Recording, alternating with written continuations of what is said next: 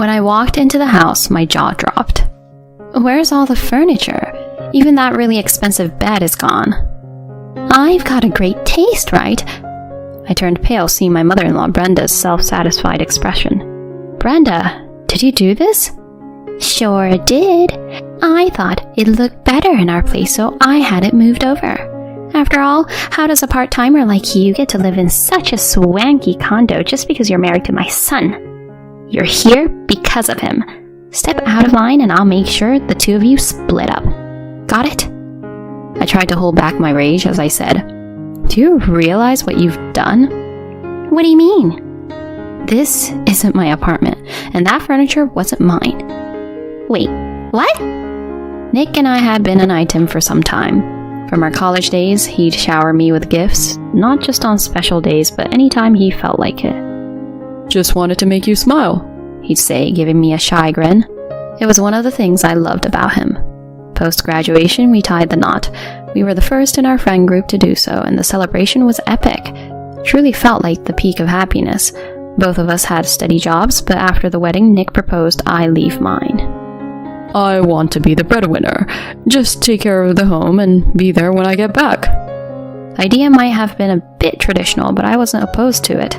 So I gave up my job, focusing on homemaking and eagerly waiting his return each day. But even with a spotless home, I had a lot of free time. Our place was a modest rental. Nick, being accustomed to a lavish lifestyle, sometimes felt it was a bit tight, but he understood I wanted to save, especially in the beginning. I adored our quaint starter home, but then one evening he showed me a listing of a luxury condo in our area, with rent nearly 10 times what we were paying. From the pictures, it looked worth the price, but with such a rent, we'd end up not having enough for a dinner like tonight. Isn't this place awesome? We'd have a way better life there, right? I see your point, but that rent's super high. I genuinely like where we are now. This place is better suited as storage. It's way too tight for us, but don't sweat the cash, I've got it covered.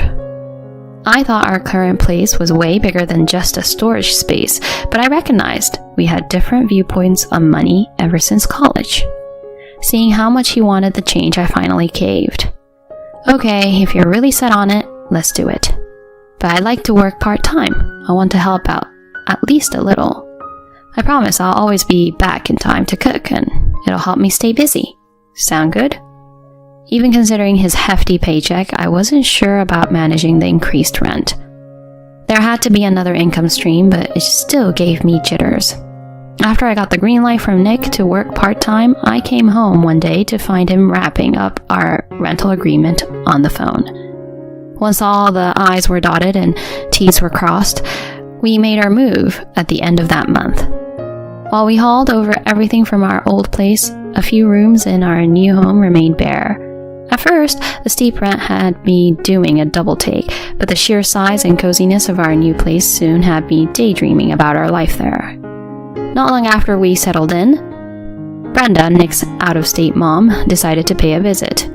To be honest, I never warmed up to her. From our engagement days, she's been kind of frosty with me. Maybe she thought I was stealing her baby boy. It seemed like she had a master's degree in finding faults, and she didn't hold back in our new home either. So, you got this swanky place and it's still not up to snuff. I understand you're used to smaller places, but my son deserves better. Can't you keep things neat? She went full-on soap opera star, doing the dust check routine and even going through our fridge. Nick mentioned your new part-time job, grinding all those hours for a mere $450. Instead of burning time, you could be primping up at a spa or something. You're strange. Clearly, Nick got his penchant for splurging from her. I mean, sure, if I were loaded, I'd be all over spa days and shopping sprees. But I wanted to stand on my own 2 feet, not just rely on his bankroll. I felt splurging should come from my hard-earned cash. Trying to get that across to Brenda was like talking to a wall. I usually just responded to her with a tight-lipped smile. When I turned to Nick for a little backup, he just brushed it aside, taking his mom's side. The whole thing started eating at me. Brenda became a regular, showing off and constantly digging at me. She'd never been keen on our old place, but with this upgrade, she paraded around like she owned the place. I was getting tired of her drop-ins. When I subtly mentioned she might be overdoing her visits, she let loose. I'm Nick's mom. He owns this place, so it's totally normal for me to be here. But you? Not so much. Have you seen your classy neighbor? Makes you look bad. Can't believe my son's stuck with you. She kept it up till Nick walked in. Hey Nick, sorry, but I couldn't get dinner ready. Mind if you and your mom get something delivered? I need some air. Instead of understanding, he just snapped. Really? What were you up to all day? Mom's just looking out for you. Try being a little more appreciative. All I said was, I'm spending tonight elsewhere. There was a decent hotel close by that didn't break the bank. Even though I looked pretty drained, Nick didn't bat an eye, choosing instead to chat with his mom about what to get for the delivery. I just needed to breathe. Coming back the next day around lunch, the entrance was clear of shoes, both Nick's and Brenda's. Looked like she'd finally cleared out. I let out a sigh since I had been prepping myself for another round of her critiques. But heading to the bedroom, I was floored. Where the heck was our bed? My mind raced to a possible break-in, but everything else was in place. Who'd just swipe a fancy bed and nothing else? On a hunch, I called Brenda, wondering if she knew something. Without batting an eye, she copped to it. So, problem? That bed was too high-end for someone like you. I did you a favor. It was in decent shape. I'll ship you my old one, a tad worn, but more your speed. Her smirk was almost palpable over the phone, and that was the last straw for me. I replied to her snide remarks with a big smile. I don't need such trash. Why don't you get rid of it at yourself? And you just take things without saying sorry? She snapped back. Who do you think you are talking to me like that? People always say you act so stuck up. Is that why nobody likes you? I replied, say whatever you like, but I want the bed back. She quickly said, whatever you own, Nick does too, so I can use it unless he has an issue. I calmly corrected her. The bed isn't actually ours. She was clearly shocked. What are you talking about? I broke the news to Brenda. I'm leaving Nick. So, you finally get it. I've moved all my stuff to my new place. That bed's a rental. You rented such a fancy bed? You're something else, taking advantage of Nick. He picked out that bed, not me. He always had to have the best. I then gave her some insight into her son's reality. From his college days, Nick lived on borrowed cash. He might have acted rich, but he was just careless with money. Even though his parents were well off, his own salary barely covered our living expenses. He'd always been borrowing or gambling away money. And yet, he insisted on fancy weddings and luxurious apartments. The bed? He rented that too. Nick's always been obsessed with the idea of seeming rich. He wanted me to stay home just to keep up appearances. Remember when you mentioned the stylish lady next door? Nick told me I should act more like her so he doesn't lose face. He said it with the same smile he'd use when buying me gifts. That day, I decided enough was enough and contacted a lawyer for the divorce. Well, thanks for everything, Brenda. That bed wasn't cheap. The rental company will bill you. Brenda, in a panic, replied, This is your fault. You should have told me. Come back and deal with it.